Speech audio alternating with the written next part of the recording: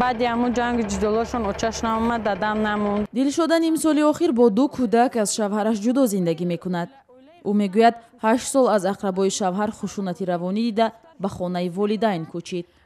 میگوید دل خوشدامنش را نیافت.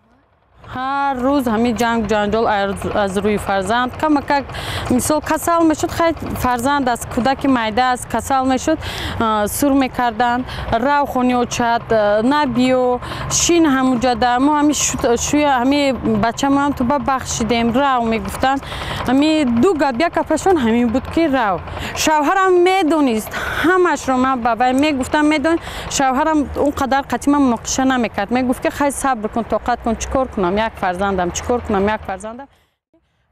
این هم صحبتی ما میگوید نمیخواهد فرزندان از پدر جدا باشند اما کوسه صبرش لبریز شد.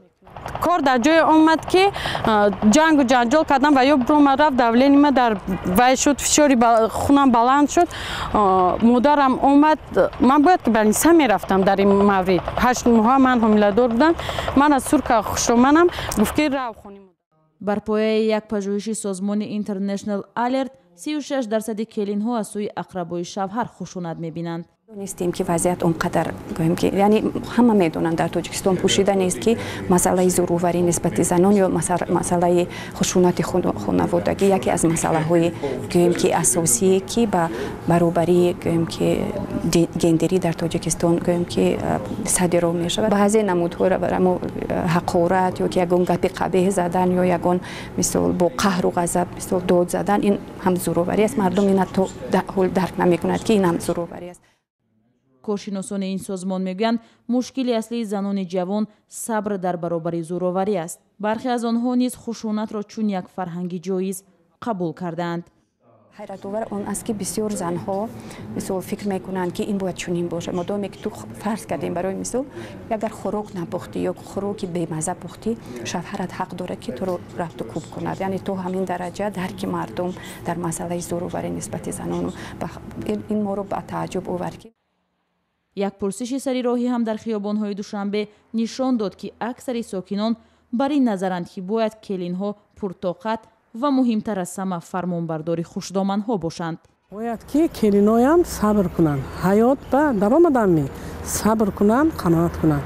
این زندگی به درآمدن می همه به یک خیل باید شو بیان خوشدامن بیان یک خیل معامله کنند. همین خوشدامنم بیکار به گاو نمیزنند. تو ما هم کلیش را آمدگیم طاقت کردن در کره همه پستی بلندی و یا از یوشه خیلی جوان اگر طاقت کنن برد میکنن در زندگی.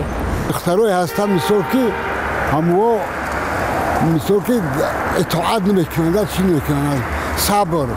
حالا سازمان‌های دولتی پیش خود مقصد گذاشتند وضع زنانی را که بر محرومی و مجروحی خود سازش کردند تغییر دهند در برابر سنت و تصورهای موجود او را توانمند سازند. حتی پوری که می رفتیم می فهمیدیم که مو مقصد اون نیست که ما مثلا کوشش کنیم که زنها از مردها بالاتر شوند یا که مقام زنها در عائله بالاتر شود که باید گویم که خوجین خود نشوند. ما مقصدمون از اون عبارت است که کوشش کنیم که به شما کمک رسانیم که در عائله مناسبتاتون خوب باشد. روانشناسان هم میگویند در برخی حالتها بهتر است که زنها تحمل نکنند و اگر علاج دیگر نبود جدا شده از پی زندگی خود شوند. دلشاده باشد امید دارد از شوهرش جدا نمی شود و در زندگیش بعد از غروب روزهای آفتابی در پیشند.